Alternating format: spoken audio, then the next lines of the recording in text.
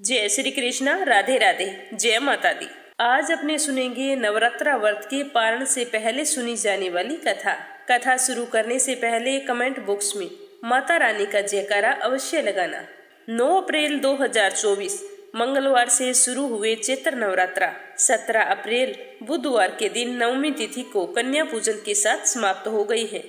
इन 9 दिनों में माता रानी के भक्त विधिवत माँ भगवती के 9 स्वरूपों की पूजा अर्चना करने के साथ ही 9 दिनों का उपवास भी रखते हैं।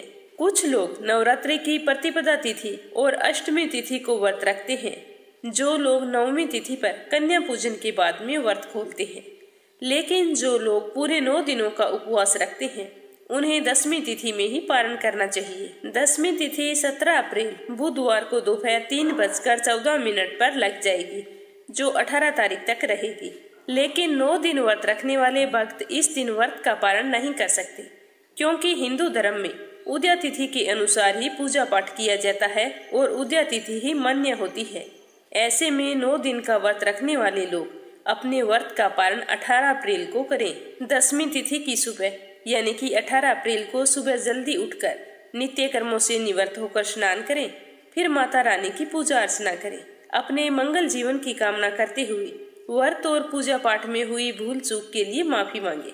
फिर व्रत कथा सुने और उसके बाद में जो उगे हुए जौ होते हैं उन्हें बहते हुए पानी में विसर्जित कर दें। उसी के बाद व्रत का पारण किया जाता है। शास्त्रों के मुताबिक व्रत के पारण में सात्विक भोजन करना चाहिए। माता रानी को चढ़ाए हुए प्रसाद से आप अपना व्रत खोल सकते हैं।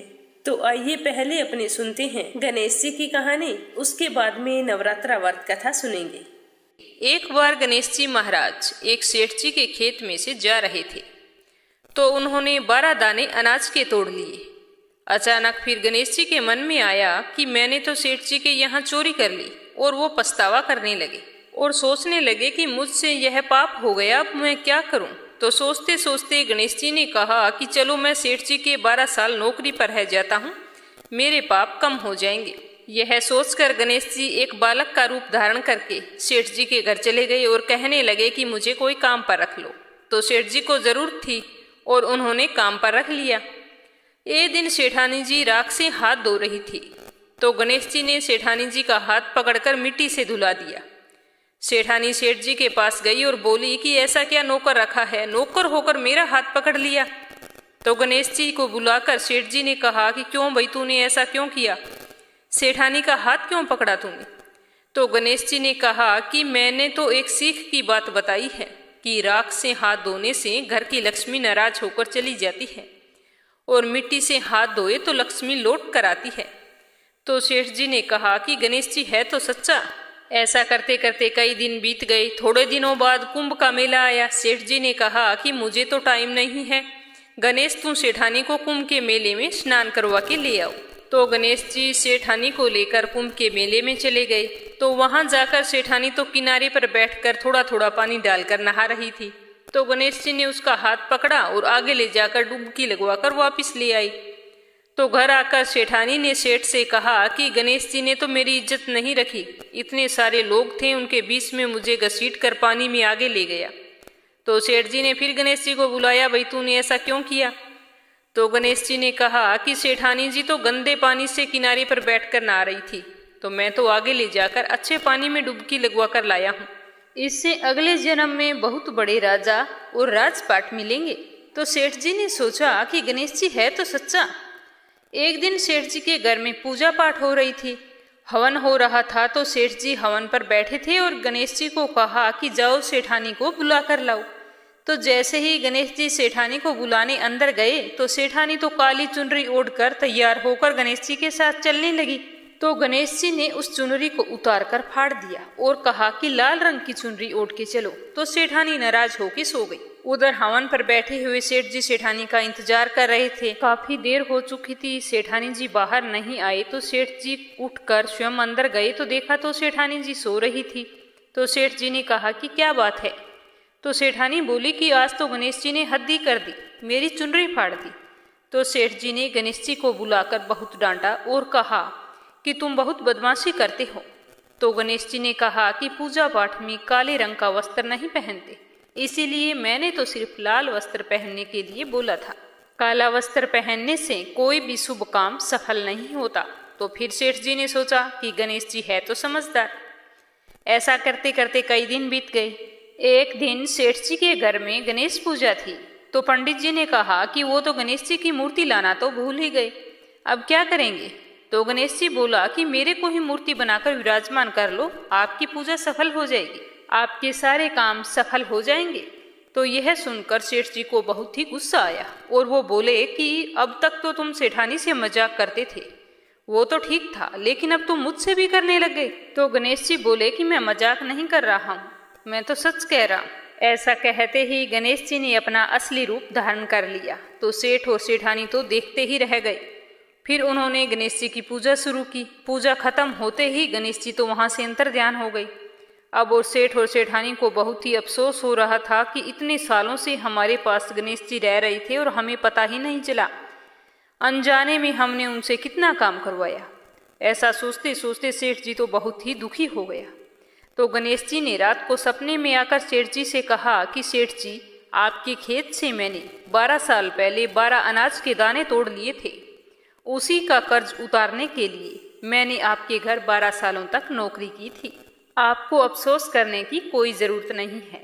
आज से तुम्हारे घर में कोई भी चीज़ की कमी नहीं रहेगी। इस प्रकार से गणेश जी के आशीर्वाद से सेठ और सेठानी पुत्रवान और धनवान हो गए। हे गणेश भगवान, जैसी कृपा आपने सेठ और सेठानी पर की वैसी सब पर करना। बोलो गणेश गजानन की जय हो। आज अपने सुनते हैं एक ब्राह्मण की कहानी, जिसने माँ भगवती की पूजा आराधना करके माँ के आशीर्वाद से धन वैभव को प्राप्त किया। बोलिए दुर्गा माता की जय हो। कौशल देश में सुशील नामक एक निर्धन ब्राह्मण रहता था। प्रतिदिन मिलने वाली भिक्षा से वह अपने परिवार का भरण पोषण करता था। उसके कई बच्चे थे। प्रातःकाल वह भिक्षा लेने के लिए निकलता और सायंकाल होती तब लौटकर घर आता था। देवताओं, पितरों और अतिथियों की पूजा करने के बाद में आश्रित जन को खिलाकर स्वयं भोजन करता था। इस प्रकार भिक्षा को वह भगवान का प्रसाद समझकर स्वीकार करता था। इतना दुखी रहता था, फिर भी वह हमेशा दूसरों की सहायता के लिए सदैव तैयार रहता। उसके मन में अपार चिंता रहती थी। वह सदैव धर्म कर्म में लगा रहता। अपनी इंद्रियों पर उसे पूर्ण नियंत्रण था। वह सदाचारी, धर्मात्मा और सत्यवादी था। उसके हृदय में कभी क्रोध, अहंकार और ईर्ष्या जैसे तुच्छ विकार उत्पन्न नहीं होते थे। एक बार उसके घर के निकट सत्यव्रत नामक एक तेजस्वी ऋषि आकर रुके। वो बहुत ही प्रसिद्ध तपस्वी थे, मंत्रों और विद्याओं का ज्ञाता। उनके सामने कोई दूसरा नहीं था। शीघ्र ही अनेक व्यक्ति उनके दर्शनों के लिए आने लगे। सुशील के हृदय में भी उनसे मिलने के लिए इच्छा जागृत हुई। सोचने लगे कि इतने दूर दूर से लोग आते हैं, क्यों ना मैं भी उनके दर्शन करके आऊं और उनकी सेवा करूं। ऐसा सोचकर वह ऋषि से मिलने के लिए चला गया।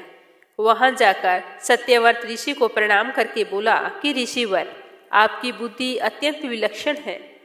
आप अनेक शास्त्रों, विद्याओं और मंत्रों के ज्ञाता हैं। मैं एक निर्धन, दरिद्र और असहाय ब्राह्मण हूँ। कृपया करके मुझे बताइए कि मेरी गरीबी किस प्रकार खत्म हो सकती है। इस तरह पूछते हुए सत्यव्रत ने कहा कि हे मुनिवर, आपसे यह पूछने का केवल इतना ही अभिप्राय है कि मुझ में अपने कुटुंब का भरण पोषण करने की शक्ति आ जाए। धन अभाव के कारण मैं उन्हें समुचित सुविधाएं और सुख नहीं दे पा रहा हूँ, जिसके वो हकदार हैं। मुझसे वो इच्छा रखते हैं कि मैं उनकी जरूरतों को पूरा करूं। हे दया निधान, तप, दान, व्रत, मंत्र अथवा जप, आप ऐसा कोई उपाय बताने का कष्ट करें जिससे कि मैं अपने परिवार का यथोचित भरण पोषण कर सकूं। मुझे केवल इतने ही धन की अभिलाषा है जिससे कि मेरा परिवार सुखी हो जाए। ब्राह्मण की सारी बात सुनने के बाद में सत्यव्रत ने सुशील को भगवती दुर्गा की महिमा बताते हुए नवरात्रि व्रत करने का परामर्श दिया। सुशील ने सत्यव्रत को अपना गुरु बनाकर उनसे माया बीज नामक भुवनेश्वरी मंत्र की दीक्षा ली। उसके बाद में नवरात्रि का व्रत रखकर उस मंत्र का नियमित जप आरंभ कर दिया तथा भगवती दुर्गा की श्रद्धा और भक्ति पूर्वक आराधना की। इस तरह वह 9 वर्षों तक प्रत्येक नवरात्रि में भगवती दुर्गा के माया बीज मंत्र का निरंतर जप करता रहा। सुशील की भक्ति से प्रसन्न होकर 9वें वर्ष की नवरात्रि में अष्टमी की आधी रात को देवी भगवती साक्षात प्रकट हुई और सुशील को उसका अभीष्ट वर प्रदान करते हुए उसे संसार का समस्त वैभव, ऐश्वर्य और मोक्ष प्रदान किया। इस प्रकार भगवती दुर्गा ने प्रसन्न होकर अपने भक्त सुशील के सभी कष्टों को दूर किया और उसे अतुल धन संपदा, मान सम्मान और समृद्धि प्रदान की।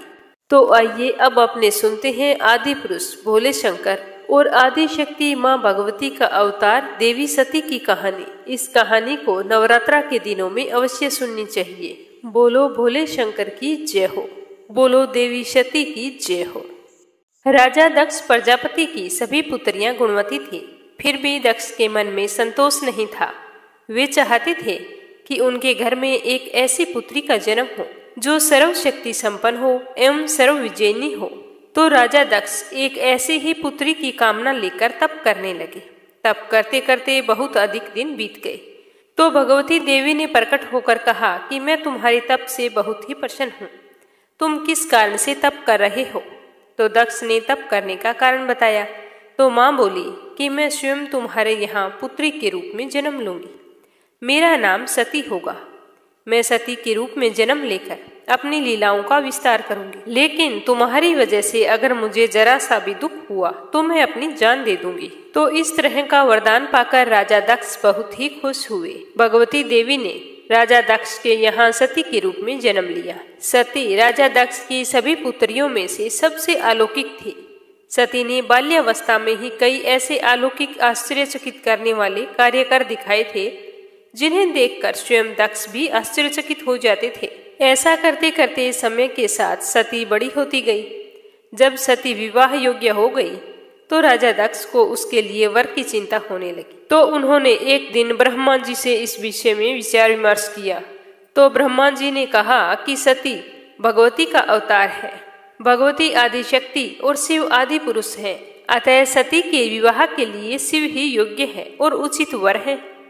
तो दक्ष ने ब्रह्मा जी की बात मानकर सती का विवाह भगवान शिव के साथ कर दिया। सती कैलाश में जाकर भगवान शिव के साथ रहने लगी। भगवान शिव दक्ष के दामाद थे, किंतु किसी वजह से दक्ष के हृदय में भगवान शिव के प्रति वैर और विरोध भाव पैदा हो गया। एक बार देवलोक में ब्रह्मा जी ने धर्म के निरूपण के लिए एक बड़ी सभा का आयोजन किया था। सभी बड़े बड़े देवता इस सभा में एकत्रित हुए थे। भगवान शिव भी इसी सभा में बैठे थे। सभा मंडल में राजा दक्ष का जैसे ही आगमन हुआ तो दक्ष के आने पर सारे देवतागण वहां से उठ खड़े हुए और भगवान को प्रणाम किया। पर भगवान शिव खड़े नहीं हुए और ना ही उन्होंने दक्ष को प्रणाम किया। और यही वजह थी कि दक्ष ने अपना अपमान महसूस किया था।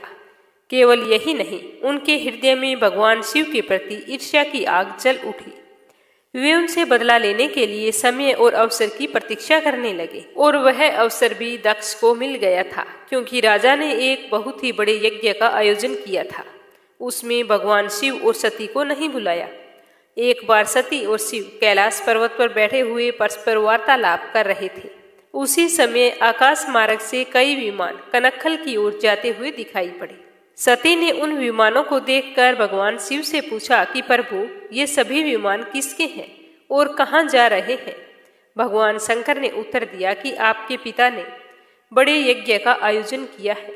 समस्त देवता और देवांगनाएं इन्हीं विमानों में बैठकर उसी यज्ञ में सम्मिलित होने के लिए जा रही है। तो यह सुनते ही सती ने कहा कि क्या मेरे पिताजी ने आपको यज्ञ में सम्मिलित होने के लिए नहीं बुलाया? तो भगवान शंकर ने कहा कि आपके पिताजी मुझसे बैर भाव रखते हैं, तो वो मुझे यज्ञ में क्यों बुलाएंगे? तो भगवान भोलेनाथ की बात सुनकर सती मन ही मन कुछ देर तक विचार करती रही और फिर बोली कि यज्ञ के इस अवसर पर मेरी सभी बहनें आएंगी और मुझे उनसे मिले हुए बहुत दिन हो गए हैं। अगर आप मुझे जाने की अनुमति दें तो मैं अपने पिता के घर जाना चाहती हूँ। यज्ञ में भी सम्मिलित हो लूंगी और इसी बहाने अपनी बहनों से मिलने का भी सुअवसर मुझे मिल जाएगा। तो भगवान शिव कहने लगे कि इस समय तुम्हारा वहां जाना उचित नहीं होगा। आपके पिताजी मुझसे बैर भाव रखते हैं, हो सकता है वे आपका अपमान भी करें। बिना बुलाए किसी के घर जाना उचित नहीं होता। तो सती ने यह सुनकर कहा कि आप ऐसा क्यों कह रहे हैं?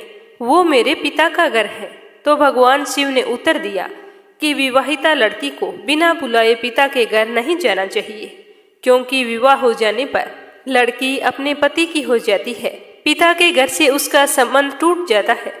लेकिन सती बार बार पीहर जाने के लिए हट करती रही और अपनी बात को बार बार दोहराती रही। तो उनकी इतनी इच्छा देखकर भगवान शिव ने उन्हें पीहर जाने की अनुमति दे दी और उनके साथ अपना एक गण भी भेज दिया। उस गण का नाम वीरभद्र था। सती वीरभद्र के साथ अपने पिता के घर गई। वहां जाकर सती ने देखा अभी कोई भी घर का सदस्य उसे देखकर खुश नहीं हुआ और घर में सती से किसी ने भी प्रेम पूर्वक वार्ता नहीं की। और जैसे ही दक्ष ने सती को देखा तो कहा कि क्या तुम यहाँ पर मेरा अपमान कराने आई हो? अपनी बहनों की ओर देखो, कितने सुंदर सुंदर वस्त्र पहन रखे हैं और आभूषण डाल रखे हैं। और एक तुम्हारे शरीर की ओर देखो, तुम्हारे शरीर पर मात्र बागंबर है। तुम्हारा पति शमशानवासी और भूतों का नायक है, वह तुम्हें बागंबर के अलावा पहना ही क्या सकता है? दक्ष के कथन से सती के हृदय में पश्चाताप का सागर उमड़ पड़ा और वे सोचने लगी कि उन्होंने यहाँ आकर अच्छा नहीं किया। भगवान शिव ठीक ही कह रहे थे कि बिना बुलाए पिता के घर नहीं जाना चाहिए, लेकिन अब तो आ गई हूँ, अब हो ही क्या सकता है। और उसके पिता इसी तरह कटु और अपमानजनक शब्द बोल रहे थे, जिसे सुनकर सती को बहुत दुख तो हो रहा था, लेकिन वो फिर भी मौन रही। उसके बाद में वो यज्ञ मंडप में गई, जहाँ सभी देवता और ऋषि मुनि बैठे हुए थे तथा यज्ञ मंडप में धूं धूं करती जलती हुई अग्नियों में आहुतियां डाली जा रही थी। सती ने यज्ञ मंडप में सभी देवताओं के भाग देखे, किंतु भगवान शिव का भाग नहीं देखा। वे भगवान शिव का भाग ना देखकर अपने पिता से बोली कि हे पिता श्रेष्ठ, यज्ञ में तो सबके भाग दिखाई पड़ रहे हैं, किंतु कैलाशपति का भाग नहीं है। आपने उनका भाग क्यों नहीं रखा? तो दक्ष ने बड़े ही गर्व से उत्तर दिया कि मैं तुम्हारे पति शिव को देवता नहीं मानता हूँ। वह तो भूतों का स्वामी, नंगन रहने वाला और हड्डियों की माला धारण करने वाला है। वह देवताओं की पंक्ति में बैठने योग्य नहीं है, उसे भला भाग कौन देगा? तो यह सुनते ही सती के नेत्र लाल हो उठे। उनका मुखमंडल परले सूर्य की भांति तेजोदीप्त हो उठा। उन्होंने पीड़ा से तिलमिलाते हुए कहा कि ओह, मैं इन शब्दों को कैसे सुन रही हूँ? धिक्कार है मुझ पर, और देवताओं तुम पर भी धिक्कार है। तुम भी उन कैलाशपति के लिए इन शब्दों को कैसे सुन रहे हो, जो मंगल के प्रतीक है और जो क्षण मात्र में संपूर्ण सृष्टि को नष्ट करने की शक्ति रखते हैं। वे मेरे स्वामी हैं। नारी के लिए उसका पति ही स्वर्ग होता है। जो नारी अपने पति के लिए अपमानजनक शब्दों को सुनती है, उसे नरक में जाना पड़ता है। पृथ्वी सुनो, आकाश सुनो, देवताओं तुम भी सुनो। मेरे पिता ने मेरे स्वामी का अपमान किया है। मैं अब एक क्षण भी जीवित नहीं रहना चाहती। इस तरह कथन को समाप्त करती हुई सती यज्ञ की कुंड में कूद पड़ी। जलती हुई आहुतियों के साथ उनका शरीर भी जलने लगा। यह देखकर यज्ञ मंडप में खलबली पैदा हो गई। हाहाकार मच गया। देवता सारे उठ खड़े हुए। वीरभद्र क्रोध से कांप उठे। वे उछल उछल कर यज्ञ का विध्वंस करने लगे। यज्ञ मंडप में भगदड़ मच गई। देवता और ऋषि मुनि वहां से भाग खड़े हुए। वीरभद्र ने देखते ही देखते दक्ष का मस्तक काटकर फेंक दिया। जब यह समाचार भगवान शिव के कानों में पड़ा तो वे प्रचंड आंधी की भांति कनखल जा पहुंचे। सती के जले हुए शरीर को देखकर भगवान शिव अपना आपा खो बैठे। सती के प्रेम और उनकी भक्ति ने शंकर के मन को व्याकुल कर दिया। उन शंकर के मन को व्याकुल कर दिया जिन्होंने काम पर भी विजय प्राप्त की थी, जो सारी सृष्टि को नष्ट करने की क्षमता रखते थे। वे सती के प्रेम में खो गए, बेसुध हो गए। भगवान शिव उन्मत्त की भांति सती के जले हुए शरीर को कंधे पर रखकर वे सभी दिशाओं में भ्रमण करने लगे। शिव और सती के इस अलौकिक प्रेम को देखकर पृथ्वी रुक गई, हवा रुक गई, जल का प्रवाह ठहर गया और रुक गई देवताओं की सांसें। सृष्टि व्याकुल हो उठी। सृष्टि के सारे प्राणी पुकारने लगे कि त्राहि माम, त्राहि माम। इतना भयानक संकट देखकर सृष्टि के पालक भगवान विष्णु की ओर बढ़े। तो भगवान विष्णु सारी सृष्टि की रक्षा करने के लिए अपने चक्कर से सती के एक एक अंग को काट काट कर गिराने लगे। धरती पर 51 स्थानों में सती के अंग कट कट कर गिरे। जब सती के सारे अंग कट कर गिर गए तो भगवान शिव पुनः अपने आपे में आ गए। जब वे अपने आपे में आए तो पुनः सृष्टि के सारे काम सुचारू रूप से चलने लगे। धरती पर जिन 51 स्थानों पर सती के अंग कट कट कर गिरे थे, वे ही आज शक्तिपीठ माने जाते हैं। आज भी इन स्थानों में सती का पूजन होता है, उपासना होती है। माता सती का हृदय नैमिषारण्य में गिरा था, जिसे भगवान शिव ने अपने हृदय में धारण किया था। इससे देवी ललिता का अवतरण हुआ था। नैमिष धाम में लिंग धारिणी शक्तिपीठ विराजमान है, जहां भगवान शिव के साथ देवी ललिता की पूजा की जाती है। सुनी जाने वाली कथा समाप्त होते ही कमेंट बॉक्स में माता रानी की जय हो अवश्य लिखना। अगर आपने मीरा भक्ति चैनल को सब्सक्राइब नहीं किया है तो जरूर करना। माता रानी आपकी सारी मनोकामनाएं पूर्ण करे। आप सभी हमेशा खुश रहें, सुखी रहें, संपन्न रहें। जय श्री कृष्णा। राधे राधे।